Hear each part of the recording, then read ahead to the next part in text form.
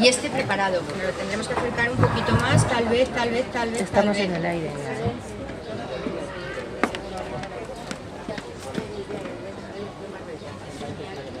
Muy buenas tardes. Presentar aquí a Cristina creo que sobra porque ¿cuántos sois oyentes de su programa? Bueno, fíjate. Es que ha sido ponerlo el encuentro en Facebook y todo el mundo apuntándose, es que la escuchamos, es que la oímos. Bueno, seguramente todos sois oyentes de ella, pero los que no sois, sabéis que hace el programa de fin de semana COPE. Y es tertuliana entre CTV, que la vemos estar ahí enfrascada en los debates, escribe La Razón, lleva ya como 3 libros y está la primera novela, ¿no? Eso es su primera novela, Los días modernos. Un libro que os va a fascinar porque yo me lo he terminado justo esta tarde. Y Cristina, cómo me ha encantado que des una visión diferente totalmente de los últimos años del franquismo, que casi todos los que estamos aquí lo hemos vivido, unos con chupete, otros con biberón y bueno, y poco más, ¿no? Pero todos tenemos esas connotaciones de esa época. ¿Cómo ella lo ha plasmado a través de Amelia, la niña que aparece en la foto de la novela, y va transcurriendo pasando por todas las escenas que ocurrían entonces en esa España que Cristina nos ha definido magistralmente. Un aplauso para ella. Muchas gracias por estar en Encuentros. Y ya lo estaba diciendo, el leitmotiv es Amelia, para ir desentrañando y hacer una reconstrucción de la sociedad de los años 70. Efectivamente, bueno, primero darles las gracias a todos ustedes por cuidarse, ¿no? Por dedicar un rato de la tarde que podían dedicar en este paraíso a pasear por la playa o a hacer compras, a pensar y a darle espacio a la literatura, ¿no? Que es siempre una forma verdaderamente bella de vivir. Para mí es un placer de venir porque llevo ya semanas en promoción de la novela y he visitado todo tipo de ferias, pero es la primera vez que me encuentro en un bar, en una charla rodeada de flores y de señoras bellísimas, ¿no? Entonces realmente esto me sirve para comprender lo bien que están ustedes, si es que viven aquí, y la mucha envidia que me dan, porque qué barbaridad, qué forma de vivir, ¿no? A esta hora de la tarde poder estar charlando aquí tan a gusto. Bueno, efectivamente, Amelia nace en mí como fruto de una experiencia de muchos años de escuchar el relato que del franquismo se hacía y de la época en la que yo había nacido, y que sin duda tenía mucho que ver con lo acontecido en los años 50, ¿no? Bueno, pues los fusilamientos, el hambre del que tantas veces me había hablado mi padre, aquella época, por ejemplo, del Madrid de la posguerra, donde la gente pues se comía los gatos y los perros o cocía las mondas de las patatas, el aislamiento internacional de España, una época verdaderamente triste en ese sentido. Pero claro, yo una y otra vez escuchaba también el relato literario de estos años, que es justo, y incluso en autores que apenas me llevan edad, ¿no? Toda una generación amplia de autores, desde Javier Marías hasta Muñoz Molina, pasando por Almudena Grandes, y no encontraba espacio para el relato de mi propia experiencia de infancia y de juventud, porque yo había nacido en el franquismo y paradójicamente tenía una memoria enormemente alegre de aquellos años. Quizá influida por el hecho de haber sido niña pequeña. Yo creo que la infancia, salvo circunstancias terribles como ahora las que vivimos en Siria, en Irak, en tantos países donde la gente ve destrozados sus sueños, suele ser un espacio idílico donde el amor de los padres pues te cuida y te permite vivir las cosas con dulzura. Pero me daba la impresión, hablando después con todo tipo de agentes, con políticos y con no políticos de todos los partidos políticos, que había algo más, que inexplicablemente yo no me reconocía en ese relato y había un relato que no se hacía. Y leyendo y pensando, después de leer también varias biografías que han salido de padres de la transición, Fernández Miranda y otros en estos años, lo que he percibido es que a partir del año 59, el año en que viene Eisenhower a España, se produce un cambio muy profundo en la nación. Un cambio que permite a los chicos que nacen en los años 60 y 70 realmente percibir una realidad muy distinta a la vivida en los años 50. España, al contrario de lo que muchas veces se ha escrito, o más bien porque no se ha escrito casi, de los años 60 y 70, inicia un camino marcado por la reconexión con los Estados Unidos y con Europa, y un cambio social y cultural que anticipa la transición, de tal modo que lo que se hace en los años 78, 77, 80 no es más que actualizar políticamente algo que la sociedad ya había hecho.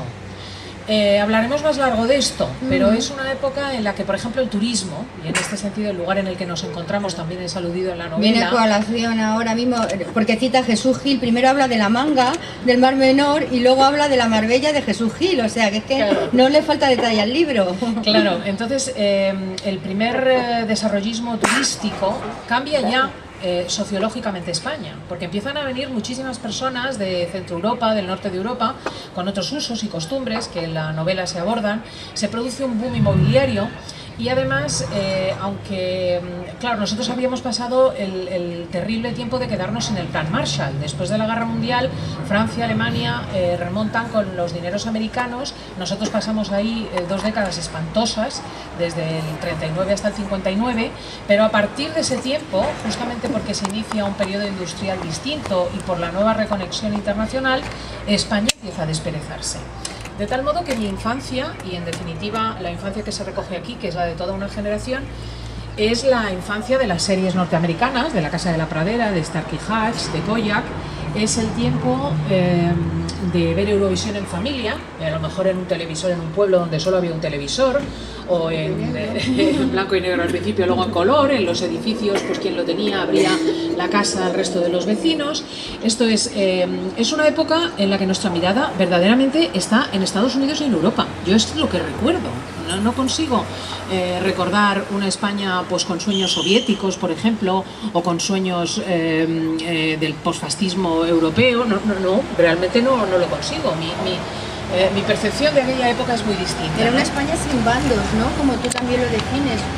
No existen los bandos en esa España que tú muestras.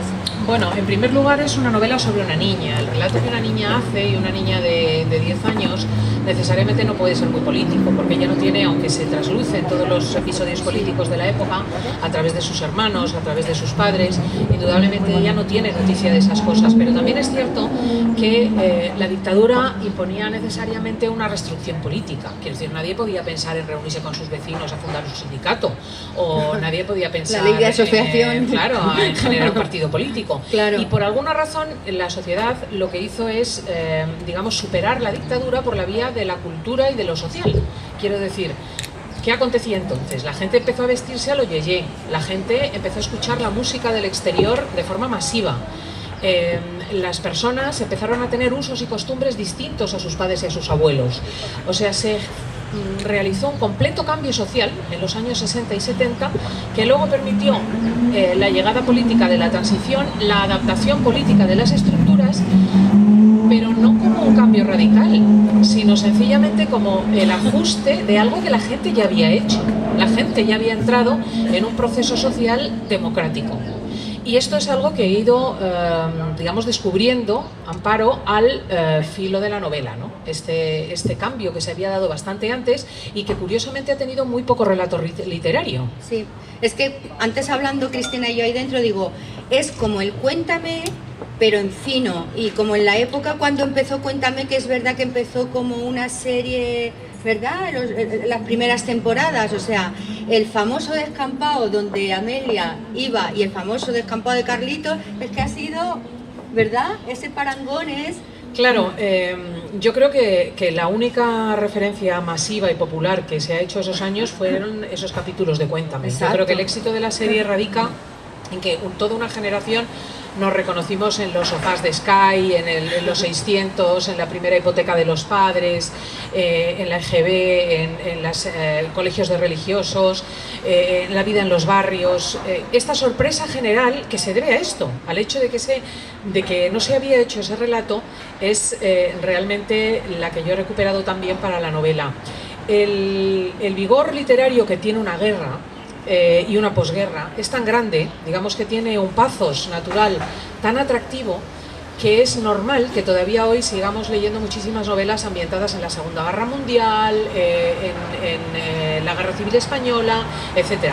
Pero, por otro lado, este vigor, estoy hablando en términos literarios, ha impedido el relato literario de una época enormemente apasionante, porque podríamos pensar, bueno, es que aquellos años fueron decisivos en la historia de España y los 60-70 no, en absoluto. Los años 60-70, repasándolos después también periodísticamente para la novela, están llenos de acontecimientos definitivos en la historia de España y sobre todo de cambios económicos, sociales y culturales que han marcado la historia reciente de España de forma definitiva. Es una época muy creativa en todos los órdenes, es muy creativa publicitariamente, es muy creativa cinematográficamente, insisto en que se produce un cambio en la moda, un cambio en los usos y las costumbres, y esto no había tenido un relato literario, tan solo lo había en determinado momento abordado. Es cierto. Y dices que la niña de tu novela es un arquetipo de las mujeres de hoy día, o sea, de las mujeres que han dado un paso adelante. El micro. Anda, cómo se nota que eres mujer de micro, ¿eh? Y yo de pluma. Bueno, son un arquetipo de las mujeres que han dado un paso adelante, que pueden ser desde Cospedal a Susana Díaz, o sea, estas mujeres que se han ido edificando en este siglo.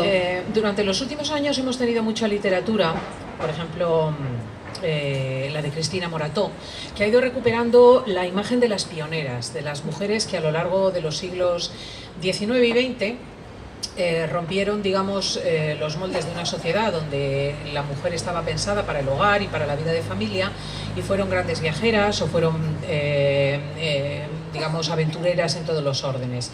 Pero la primera generación donde la mujer desempeña el papel actual es justamente la de quienes nacen en los 60 y los 70. Me refiero a España. Baby boom. Sí, esta es la primera generación donde, digamos, ya no hay un mérito personal, en el sentido de decir, he roto las barreras, he ido con harto esfuerzo a una universidad donde me he tenido que disfrazar, como ocurría a lo mejor en el siglo XIX, o he huido de casa para casarme con quien quería, etcétera. Todo esto ya no es un mérito personal, sino que se constituye en un uso social. Todas las chicas de esta generación, que pueden ser, pues eso, desde Susana Díaz hasta María Dolores de Cospedal o Soraya Sáez de Santa María, todas las chicas de esa generación oyen de su madre una y otra vez el mismo discurso: hazte una carrera, independízate, constrúyete intelectualmente, ve a la universidad. Y de forma mayoritaria, quienes ahora rigen la nación en todos los órdenes, personas que tienen 50 años, de 45 a 65 años, desde taxistas a bomberos, pasando por cirujanos, médicos, políticos, etcétera, todos son mujeres, hablando de las mujeres en concreto, con esta mentalidad. Es muy interesante, a mí me parece también, darnos cuenta de que estas mujeres, entre las que me incluyo, teníamos mujeres delante de las que mirar. Y aquí entro en un debate que a mí me parece apasionante sobre el famoso asunto de la escuela diferenciada.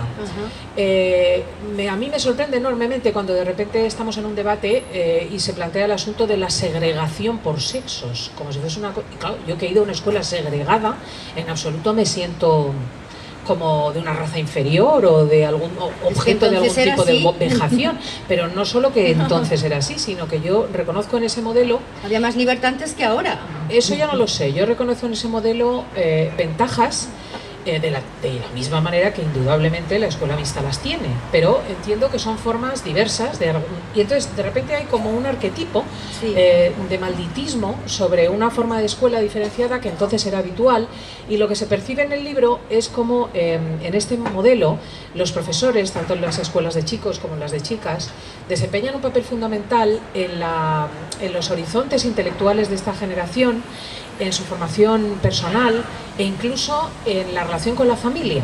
Esto es, los profesores tenían una autoridad extraordinaria que influye mucho socialmente, tanto ellos como ellas. Y en el caso específico de las mujeres, la particularidad es que las religiosas que llevan un colegio o las profesoras que llevan un colegio demuestran, de hecho, que en sus relaciones con el ministerio o a la hora de organizar el colegio, a la hora de organizar, no precisan hombres. O sea, eran yo las recuerdo gestoras, esto, eran ellas las mismas, absolutas claro. gestoras de los negocios educativos de los años 60 y 70. Y esto yo he percibido como en mi propia vida que ha constituido una referencia constante. O sea, cuando yo en algún momento me he pensado, ¿seré capaz de hacer esto? Digo, bueno, si Sor Inés era capaz, yo seré capaz de hacerlo. Sor Nati era capaz, yo seré capaz de hacerlo, ¿me entienden? O sea, Menudas eran. claro, a veces comento ahora que cuando escucho, dice, no, es que claro, ese modelo segregacionista dejaba a la mujer en segundo término. Digo, bueno, menudas mujeres salimos de esas escuelas, menudas mujeres que lideramos la sociedad. Entonces, por el contrario, ahora me sorprendo al oír a mujeres, a chicas jóvenes, ¿no? Que dicen, no, es que el novio me coge el móvil y me lo espía y me persigue y me observa y me dice dónde tengo o no tengo que ir. Digo, bueno, es que Sor Inés oye esto, saca la zapatilla y se lía zapatillazos con el chico. Es cierto, O sea, es cierto. Están era algo dirigidas. que en nuestra época era absolutamente intolerable. Impensable, era impensable. Era impensable. O sea, incluso... Dicen que éramos un poco más chicazos nosotras en aquella época. No lo sé, yo lo que percibo es que hay Ese algunos machismo... lugares comunes, algunos arquetipos sobre cómo son las cosas o eran las cosas durante aquellos años de los 60 y los 70 que no responden a la realidad. Fíjense hasta qué punto es gracioso el tema, que a veces se ha creado como una mítica del pasado falsa. Estaba hablando con uno de los protagonistas de Cuéntame el otro día, haciendo una entrevista con, ya no me acuerdo cómo se llama, Rivero, que ha escrito una novela. ¿Con Pablo? Sí, con Pablo Rivero. Sí, el que hace el papel de hijo mayor. Exacto. Y es un chico que tiene pues unos 37 años o así, Sí. ¿no? Y me interesa mucho la mentalidad de un chico de esta edad, un miembro de la generación X que llaman, que a su vez durante nada más y nada menos que 18 años que llevan ya, ha vivido constantemente en contacto con la historia previa a él. Claro. Fíjense qué cosa tan graciosa, porque es año tras año ir escuchando el relato que los guionistas hacen de una época que no es la tuya, ¿no? Y estaba hablando ¿Y de qué una te novela decía? negra que ha escrito Sí. y me dice, claro, esta novela no se podía haber publicado en el franquismo. Digo, ¿cómo? La novela era de un parricidio. Digo, bueno, vamos a ver, ¿usted ha leído Vía Mala? Que es terrorífica. Digo, pero vamos a ver, ¿qué? O sea, es que realmente digo, vamos a ver, ¿tú qué idea tienes con relación a la...? No, que entonces no se podía leer nada que fuese, bueno, un poco macabro. Digo, ¿pero qué estás diciendo? Es que son cosas inauditas. No, pero es absurdo, ¿me entienden? Pero no estoy hablando ni siquiera de una deformidad de orden político. Estoy diciendo, es un total absurdo. O sea, es una fantasía. Quiero decir, nosotros hemos leído a todos los autores europeos, por supuesto, norteamericanos, desde Graham Greene hasta Wasserman, pasando por Thomas Mann, Hermann Hesse, etcétera. Claro. Cuando yo, por el contrario, en el año 87 estuve en Berlín, antes de la caída del muro, ya hace muchos años después de la transición española, y evidentemente no podías comprar un libro de Thomas Mann en Berlín, del Este. Entonces, claro, es un relato de la realidad. Entonces digo, mire usted, no solamente en esa época, es que en los años 60 en el Ateneo se leía Marx y se leía Voltaire y se leía, en fin, toda la ilustración francesa, por supuesto, pero también todo el materialismo moderno. Entonces, se han inventado la realidad. Y dice, entonces, ¿tú crees que se podía haber editado esta novela? Digo, pues esta es una novelita. O sea, es que, insisto, o sea, es que me sorprende. Esto me sorprende enormemente, porque no hace tanto, ¿me entienden? O sea, Pero es una idea generalizada, Cristina, la que se tiene, que en aquella España se podían hacer muy pocas cosas que tuvieran que ver con el tema de las libertades. Esa es la idea que tiene esa generación. claro, yo insisto en que está pendiente, y me alegra ver que poco a poco está aconteciendo, el relato literario de los 60 y los 70. Curiosamente justo ahora, bastante tarde, porque ya estamos un poco viejos los autores, yo ya tengo 52 tacos, ¿no? Ahora empieza a narrarse aquello. Todas las generaciones tienen un momento de narrativa de su infancia y de su juventud. Ocurre en la generación del 98, en la del 36, en la del 27, ocurre siempre así. Bueno, pues la de los 60 está empezando a novelarse, digamos, de forma un poco más habitual ahora. Acaba de sacar Orejudo un libro que se llama Los cinco y yo. Acabo de terminar ahora de leer, magnífico, el de Ignacio Martínez de Pisón, de Derecho Natural, que discurre en los años 70 y los años 80, ¿no?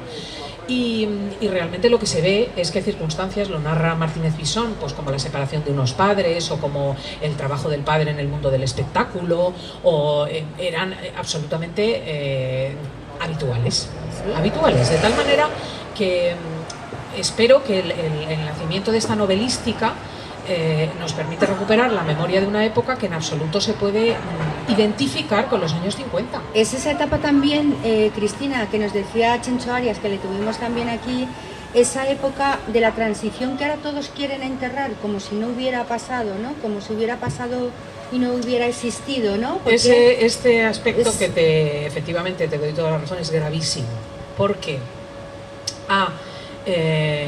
al desprecio por la transición como momento del encuentro corresponde necesariamente el borrado de los cambios socioculturales que la hicieron posible.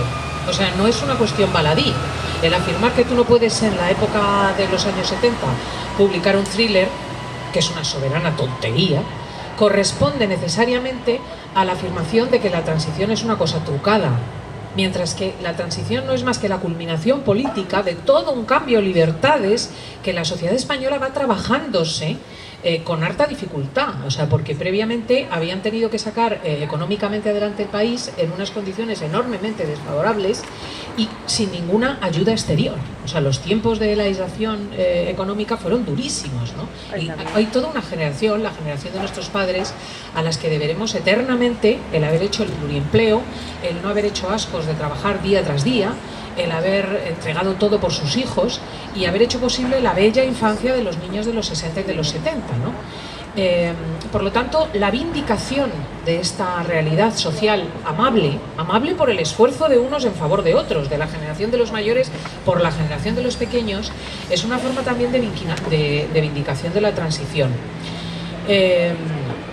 Es cierto, además, y se nota también en el libro, que las generaciones previas a la que yo describo hicieron un enorme trabajo.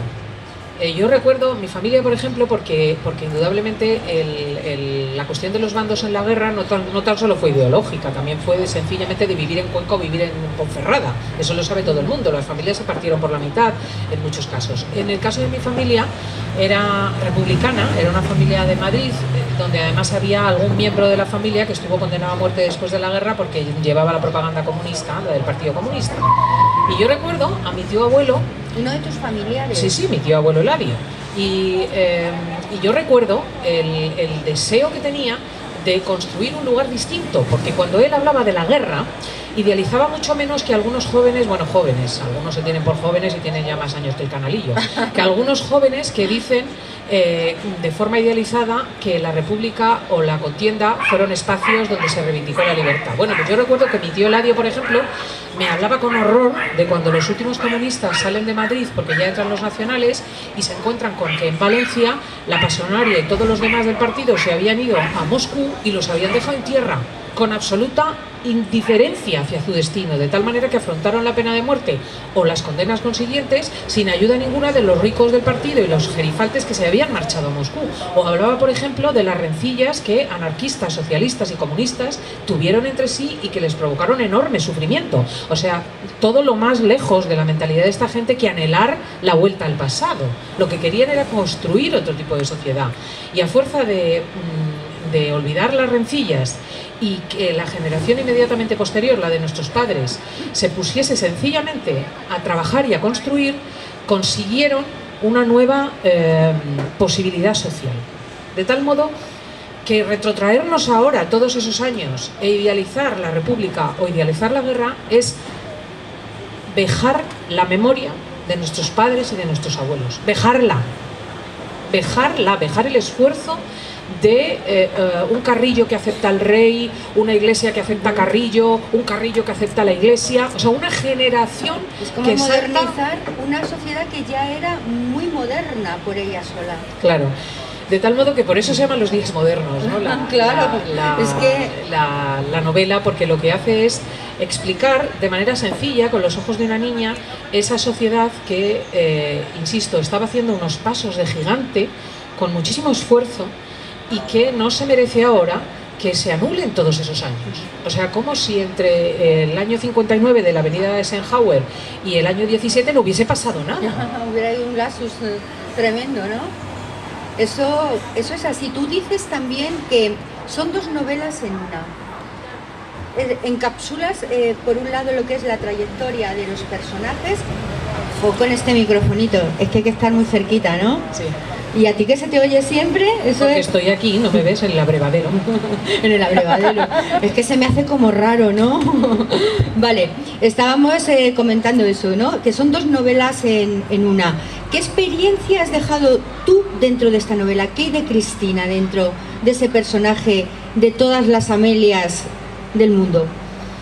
Sí, yo digo que son 2 novelas porque una es, la protagonista es España en esos años. Es, quizá luego tengamos ocasión de comentarlo, pues la época de los electrodomésticos que eran una sorpresa cada día. El electrodoméstico nuevo era la época del plástico, ¿no? De los bolígrafos Bic, de los estuches de plástico, de las lámparas pop, del muñeco, de la juguetería viral, ¿no? Por primera vez los niños tuvieron juguetes todos. Quiero decir que en las épocas anteriores existieron, pero para una clase corriente, o sea, la Mariquita Pérez, el Tren Payá, los soldados de plomo de calidad, eran necesariamente de una minoría.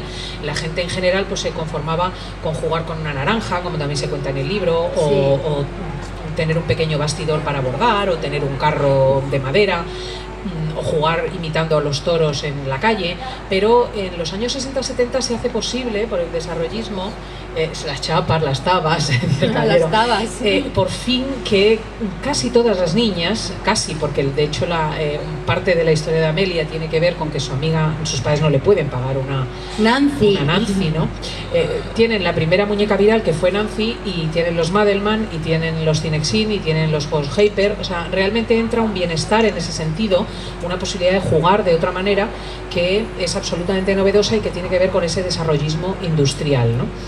Que a través de la muñeca Nancy se va creando ahí una trama después, porque ella se la quiere comprar, pero resulta que cuando va a la tienda ya su ahí madre... se lo cuentes, no puedes contar porque me vas a hacer un siempre spoiler dice, aquí. ya esta La no va a cuestión es chafar. que... No, pero que fíjate, la Nancy que la recordamos todas, luego vino una generación posterior que era la Barbie. Nunca conocí a una Nancy divorciada, sin embargo, la Barbie divorciada es de las primeras que sacaron, ¿sí o no, Cristina? Esto ya no me llegó, yo me quedé en la Nancy. La cuestión es que realmente sí, así como de la parte política, pues he tenido que hablar con gente de aquella generación y leer las biografías de los padres de la transición y retrotraerme a los relatos que me hizo mi amigo Gaby Cisneros o mis padres, y por supuesto investigar periodísticamente.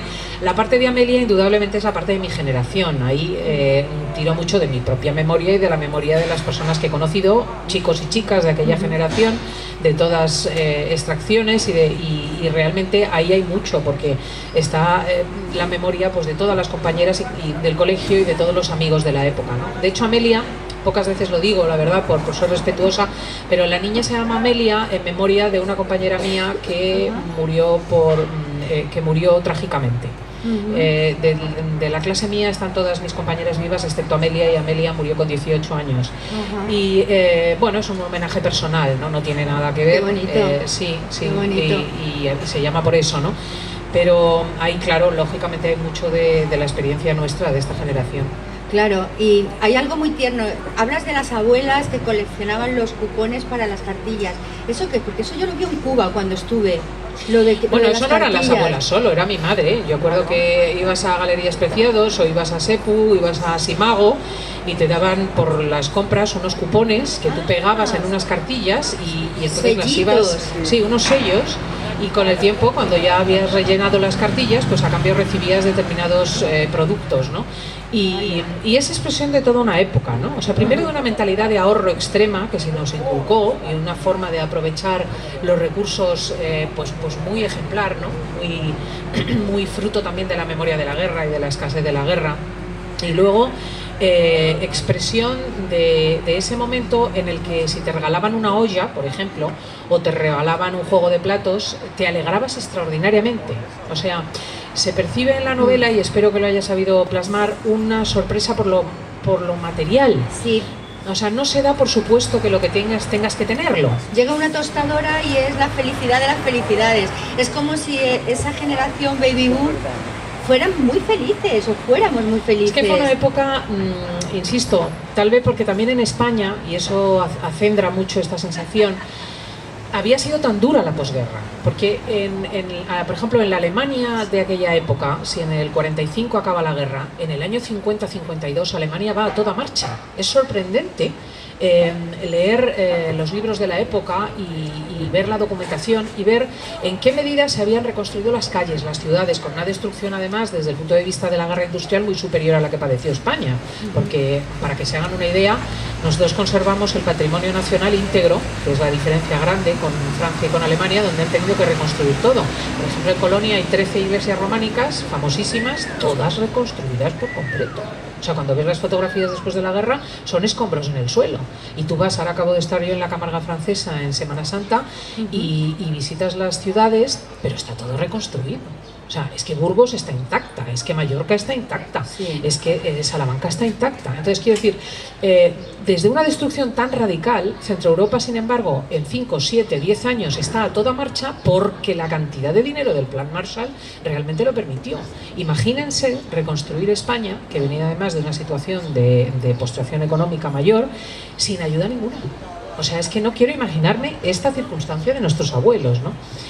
Por eso los años 60 son tan sorprendentes, porque la abuela que había ido con la alpargata rota y que había tenido que cocer las mundas de la patata, porque en Madrid ocurrió, es la misma que de repente ve el Citromatic y no le da crédito al hecho de que de repente la naranja salga licuada y limpia y sin que uno haga nada, ¿no? Y el pegamento sorpresa, y medio en verde el engrudo ese que se hacía que eso sí que con lo he harina. visto yo haciendo con harina y pegando las plastas ahí, claro. ¿Os acordáis? O sea, esta sorpresa porque pues, se produce, digamos, este cambio que de una manera muy brusca, ¿me entienden? Quiero decir que desde la circunstancia del año 50 a la circunstancia de los años 70 se produce un cambio que la generación nuestra vive con enorme sorpresa y se añade el hecho, claro, muy cultural, de que estábamos educados también por esa escasez en un gran agradecimiento al esfuerzo de los padres, ¿no? O sea, uno no daba por supuesto que le comprasen un helado o que le hiciesen un regalo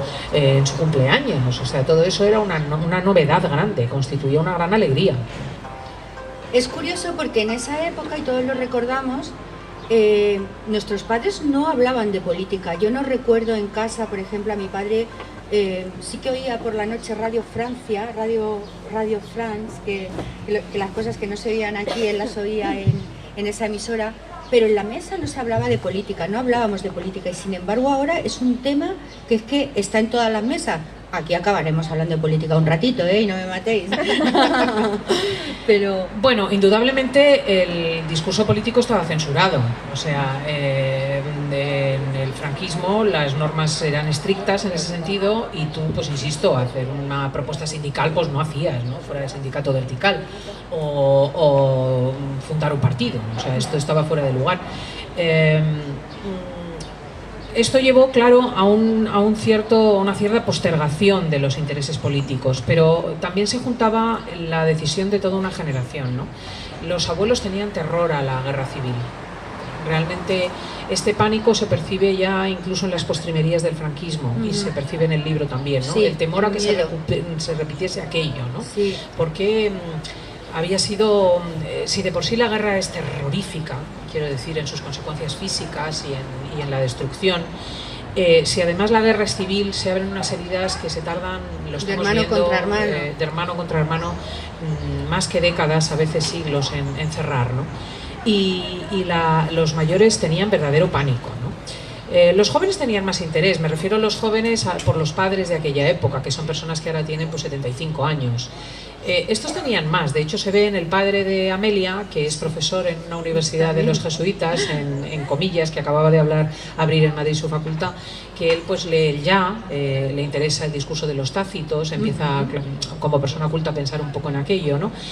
Pero es cierto también que a veces con esta hiperpolitización de las cosas, a lo mejor también por culpa de los medios de comunicación, uno se satura, ¿no? Y encuentra cierto remanso, aunque sea una paradoja, en un momento en que se hablaba de otras cosas, ¿no? Sí, que había tiempo para hablar de otras cosas, o sea, eran otros los temas de conversación, y ahora eso, hay mesas que te sientas y si no se habla de política es que parece que no ha existido ni siquiera la cena. Tú de todas maneras te he oído decir que te fascinó el movimiento del 15M.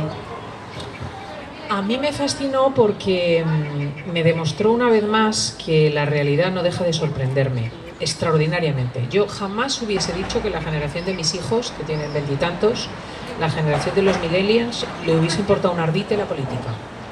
De verdad, fue para mí una sorpresa grandísima, y miren que vivo con ellos.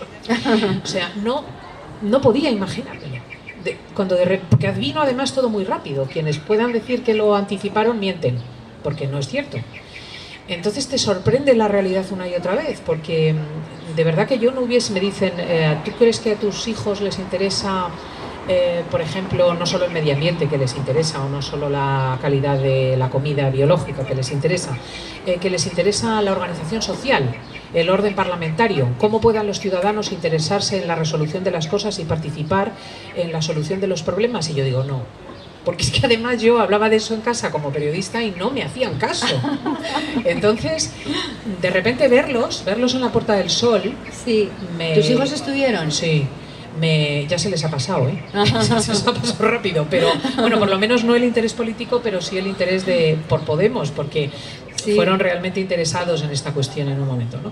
Ay, ¿qué te dijeron? Perdona, porque luego si no se me va. Cuando pasó aquello que publicaste tú una foto en Twitter, que luego era un fotomontaje, y Pablo Iglesias, ¿qué te dijeron tus chicos? Que no era... No, esto fue sencillamente que era una pardilla, que es lo que era. O sea, porque claro, los fakes en el mundo de las redes sociales, claro, hay que conocerlos y yo no los conocía. O sea, en definitiva era un montaje de una fotografía de Pablo Iglesias, implicado en la campaña venezolana, que era una fotografía que me llegó y que yo retuiteé.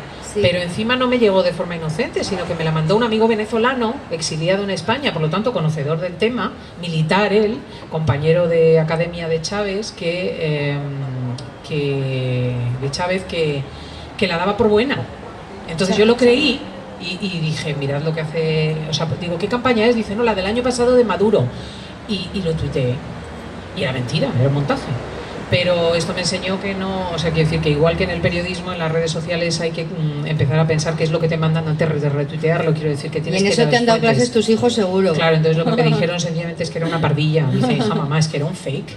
Es que es un fake. Y tú dices, ¿pero qué es un fake? ¿Qué es ¿sabes? un fake, no? Pero me sorprendió mucho, de verdad. Y el 15M, con sus más y con sus menos, lo que demostró es este deseo. Y de hecho, desde entonces permite una conversación política en casa.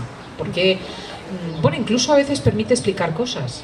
O sea, cuando me dicen, por ejemplo, mis hijos, no, es que el parlamentarismo es un asco, porque el parlamentarismo está agotado, porque es un régimen viejo prácticamente de turnismo entre un partido progresista y uno conservador, donde está todo amañado, etcétera, ¿no? Entonces yo digo, vamos a estudiar lo que es el parlamentarismo. O sea, vamos a ver.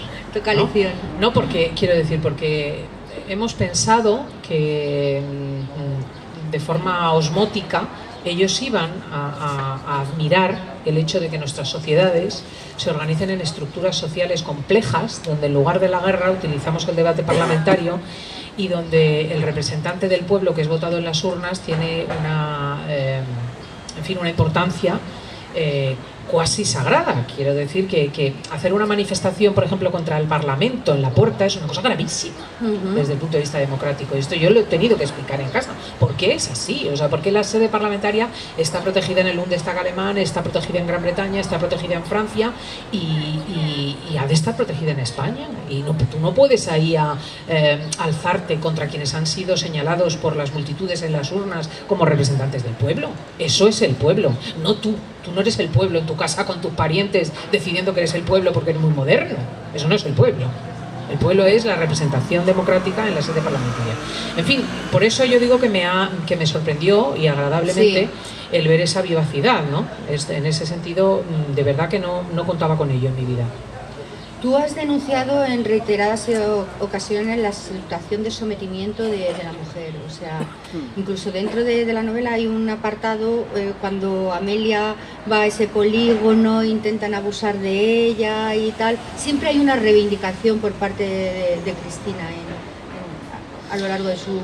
Bueno, pero tampoco es una vindicación, por ejemplo, esa escena particular sobre el hecho de la mujer. Quiero decir que a veces las personas son malas.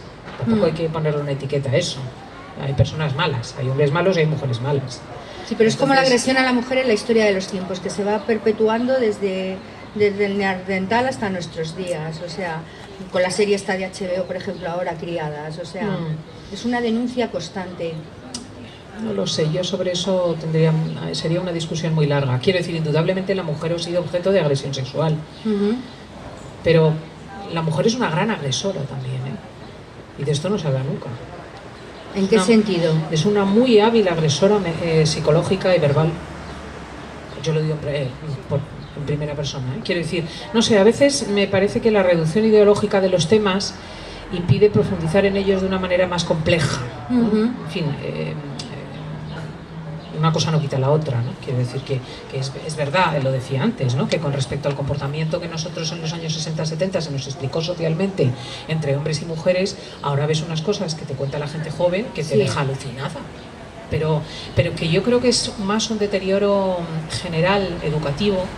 Cuando digo educativo no me refiero al colegio, me refiero a la estructura ética de la sociedad, que afecta a unos y a otras. O sea, no sé, es una cosa compleja.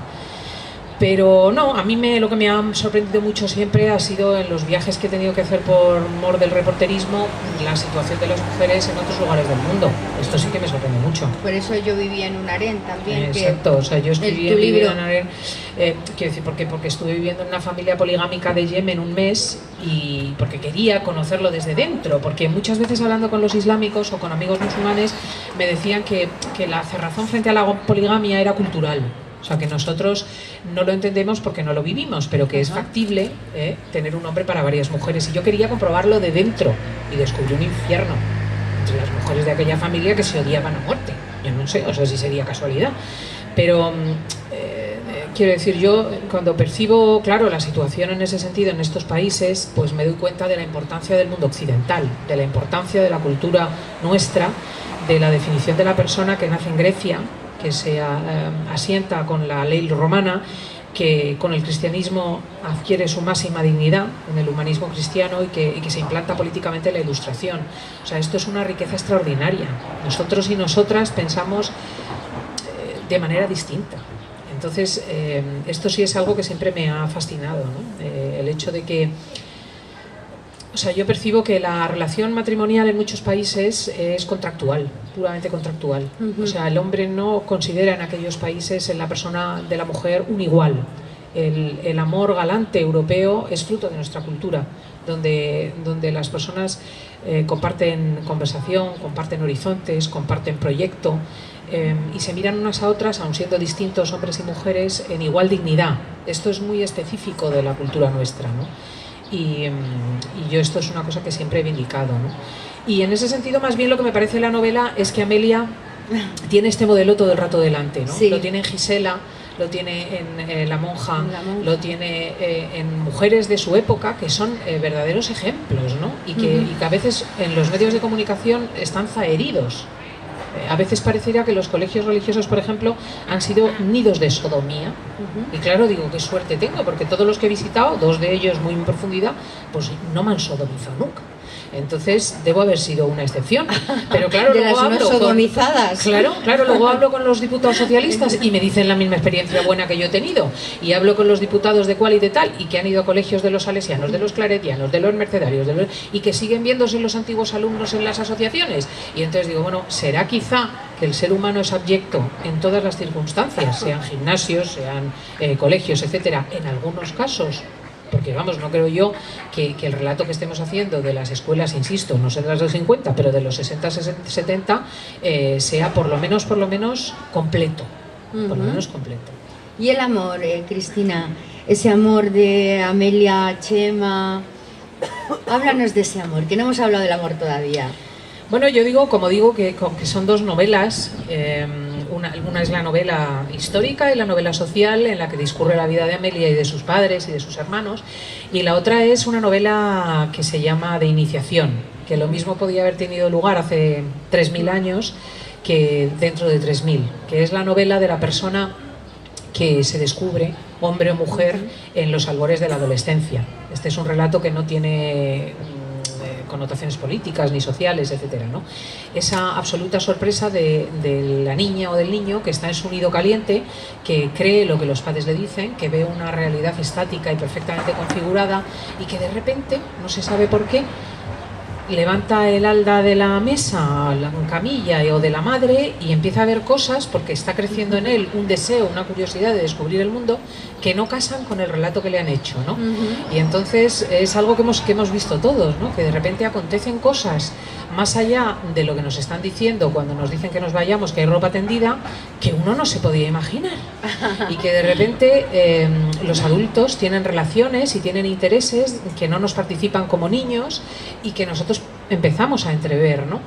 Y eso incluye también la relación con el propio cuerpo, ¿no? Que se desarrolla, el tiempo en el que las niñas empiezan a crecer, los chicos empiezan a ser algo mayores y esto lo viven con enorme ofuscación, confusión y sorpresa.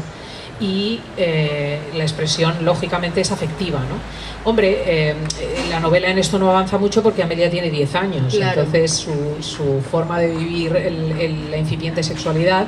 Pero pues ya sus amigas le dicen, ¿pero te gusta o no te gusta? ¿No? Y al final, ¿cómo sabes? Y sí me he dado cuenta, escribiendo este libro, me he dado cuenta de muchas cosas, porque realmente la literatura permite una reflexión más lenta que el periodismo, más sopesada, más profunda. Me he dado cuenta de que la vida tiene unos ciclos que entonces se respetaban con bastante naturalidad. O sea, tú tenías una primera infancia, tenías una segunda infancia, tenías una prepubertad, tendrías una pubertad, una adolescencia, una juventud. Tengo la impresión, viendo a las nuevas generaciones, a mis hijos, etcétera, que estamos yendo un poquito deprisa, ¿no? O sea, que se están saltando ciclos de este proceso. Y que eso resta un poco de interés a la existencia, porque me da la impresión de que uno tiene derecho a vivir todo con un cierto remanso, ¿no? La presión de una sociedad adulta muy consumista, muy poco considerada con la persona, a veces sexualizada de una forma un poco instintiva, hace que los chicos jóvenes estén perdiendo cosas que Amelia vivía y que eran muy hermosas. Que eran muy bonitas, sí. Que eran muy bonitas vivirlas. Y eso tiene que ver también con, bueno, no sé, con una serie de valores que también se están perdiendo en estos días, o sea, como es el respeto, como es una manera de enfocar la vida en general, ¿no? Hombre, yo lo que sí percibo claramente es que la tradición europea del humanismo cristiano humaniza las sociedades de una forma real. Y esto sí que lo percibo en mi memoria y lo percibo en la novela. La sociedad son cosas curiosas, fíjense. Por ejemplo, ahora yo hablo mucho en el programa sobre bullying y sobre amedrentamiento de los compañeros y sobre machismo en las clases, sí. Y sobre la vejación del minusválido, de la persona que tiene algún tipo de discapacidad, etcétera. Esto era una cosa que entonces se tenía en cuenta sin necesidad de ponerle tantas etiquetas, quiero decir. Sí. Por ejemplo, yo recuerdo, y esto ya no está en la novela, son memorias mías, ¿no? Llegar una compañera rumana nueva, la hija de un embajador, a la clase, o llegar una persona repetidora de otro lugar, ¿no? Y recuerdo a las monjas y a las profesoras cogernos en grupos pequeños y decirnos, vamos a ver, que fulana no esté sola nunca. En el patio estás tú con ella y esta niña se va a sentar a tu lado y tú te vas a ocupar de ella, y además esta niña tiene dificultad con el español y tú te vas a ocupar, etcétera. Política integradora. Pero esto no era política integradora, esto era que es que la gente era así, o sea, era así socialmente, o sea, tú tenías una responsabilidad colectiva. O sea, por ejemplo, otra cosa que ocurría, tú ibas por la calle y se te ocurría darle una patada a un buzón y llegaba una vieja y te arreaba un bastonazo y todo el mundo le parecía muy bien. Joder. Imagínense a la vieja, ahora la llevarían al tercer grado, o sea, y a nadie se le ocurría, tú llegabas y decías, ¿pero tú has visto eso de pegarle a un buzón? Hombre, ¿o qué? ¿En serio? O sea, vamos a ver, o sea, tú ibas por la calle y te mofabas de alguien y él, claro, lógicamente, o sea, la gente tenía la sensación de que la sociedad educaba y de que había una corresponsabilidad en el respeto a las cuestiones, y bueno, y que a ti se te ocurriese mofarte de un viejo, bueno, o sea, cogía el carnicero que iba por ahí y te daba un soplamocos, ¿no?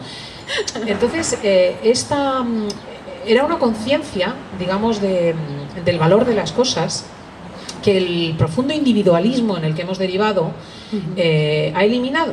de tal modo que tú Sí. puedes ir por la calle y está aconteciendo algo y vas lo más deprisa posible para que no te toque. O sea, también fruto del temor, ¿no? Pero quiero decirte que no era, que las monjas o las profesoras no se sentaban a decir vamos a fomentar la integración de la persona con discapacidad o de tal, o que las chicas cuando salgan a tomar café, que nos encontrábamos con los chicos, como era normal, del colegio de enfrente, pues entonces se produzca una socialización femenino-masculina, no. O sea, era... Fluía todo. Fluía porque Fluía y estaba punto. sólidamente asentado Claro. en unos principios que se cuidaban en otros espacios y que de ahí emanaba una mirada sobre la persona que era que fortalecía los vínculos sociales, ¿no? Entonces yo no creo que esto sea imposible de recuperar. De hecho, a veces me dicen, ¿es una mirada nostálgica? Digo, no, yo detesto la nostalgia, porque la nostalgia es una cosa muy viejuna y triste.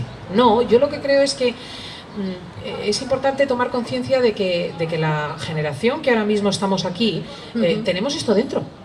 Sí. Entonces, que se trata más bien de recuperar la conciencia y de ponerlo en valor. Por ejemplo, yo creo que el futuro nuestro depende mucho de que la sociedad recupere su capacidad educativa. Por ejemplo, de que el concepto de autoridad adulta se vuelva a restablecer, que es fruto de la pedagogía del 68ismo, la idea de que el adulto está a la altura del alumno, pero bueno, ¿esto dónde se ha visto?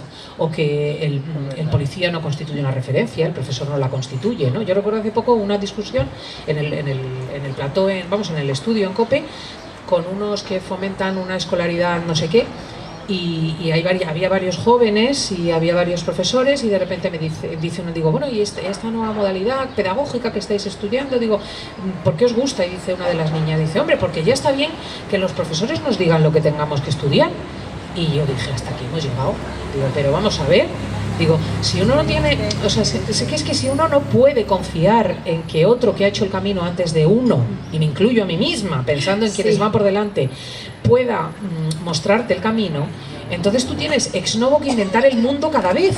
Que esta es la o sea, a veces me da la sensación de que hay personas que desean inventar el mundo cada vez. O sea, han decidido definir lo que es un hombre, lo que es una mujer, lo que es un perro, cómo tenemos que vivir, cómo se tienen que establecer las familias, que ya no sirven las familias, ahora hay que vivir en tribu. O sea, ex novo desde el principio de la historia. Esto es un peso irracional. Entonces, realmente la ordenación del alumno al maestro, de los pequeños a los grandes, de las personas a los ancianos, es un valor, ¿no?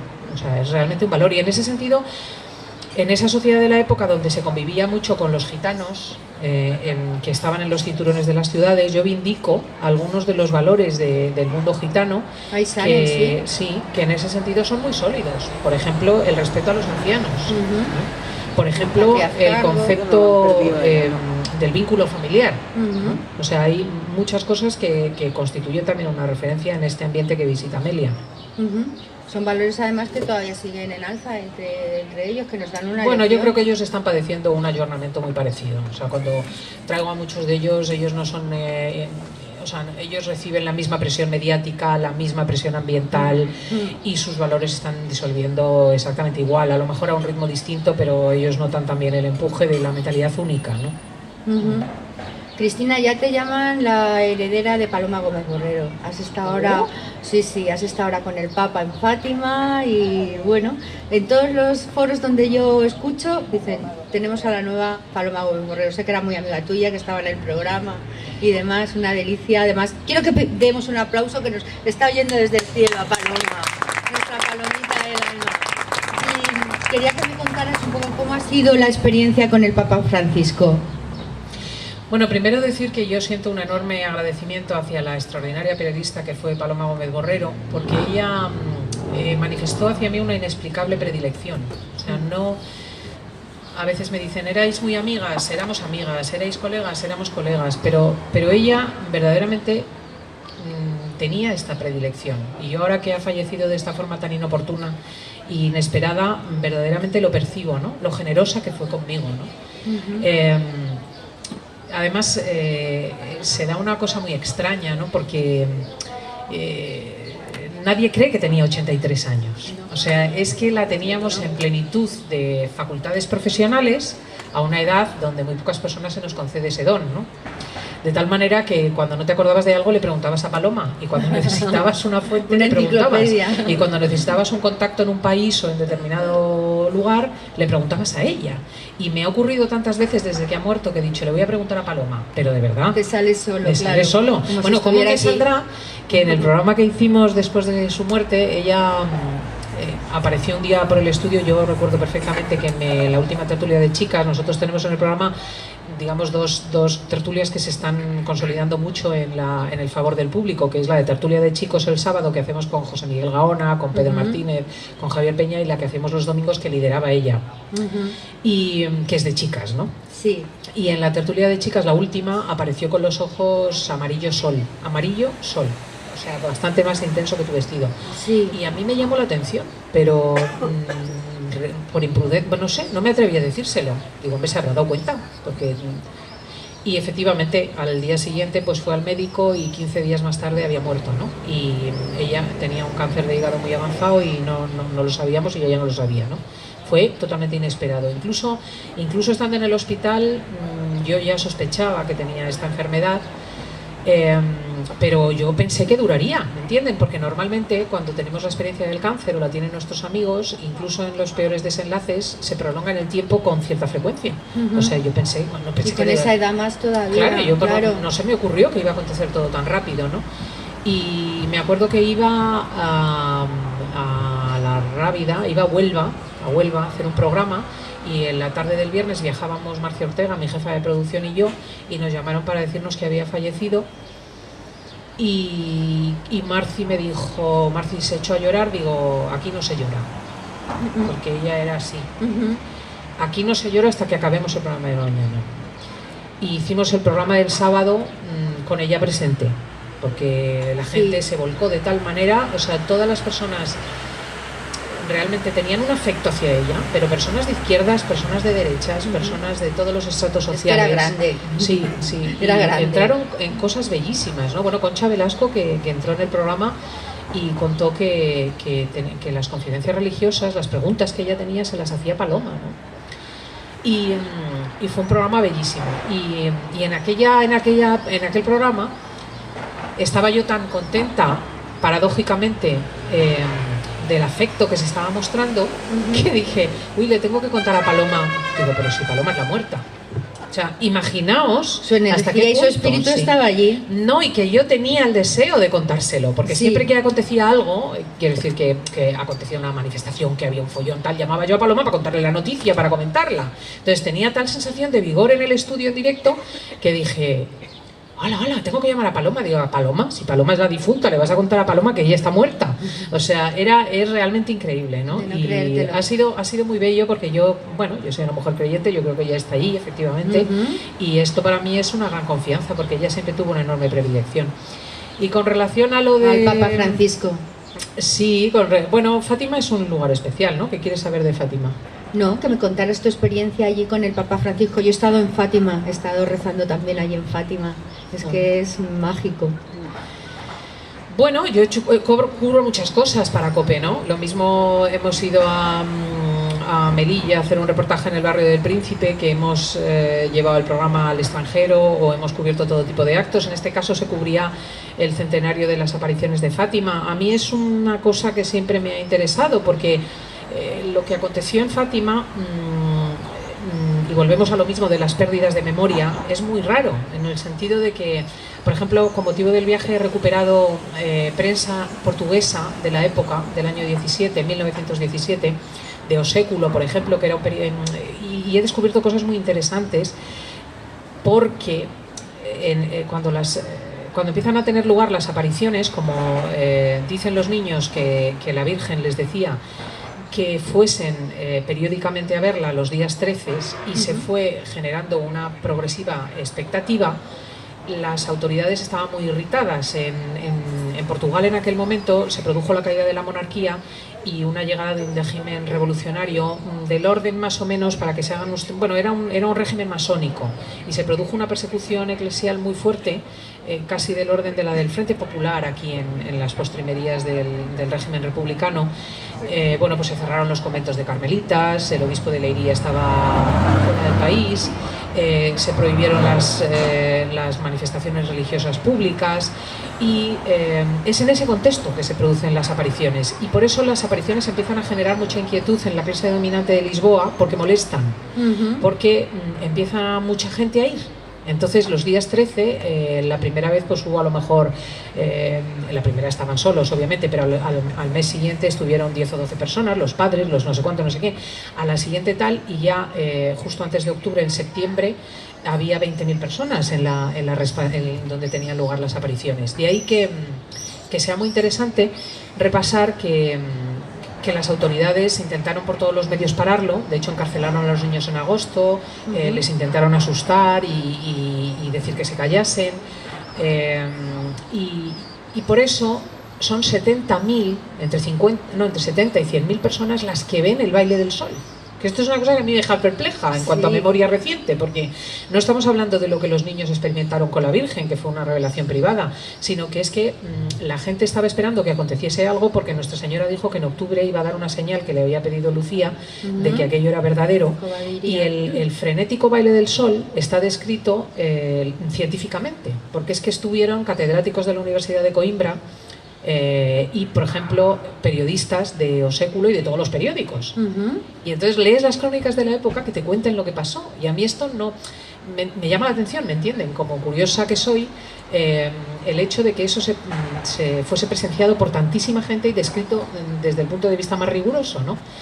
Y por eso me interesa lo que pasa allí, me interesa que a partir de ese momento la historia de Portugal cambió, que esto es muy interesante, o sea, porque fue tal el impacto de lo que vieron, ¿no?, de esta frenética danza, que duró 10 minutos, y que el profesor Garrett describe de la Universidad de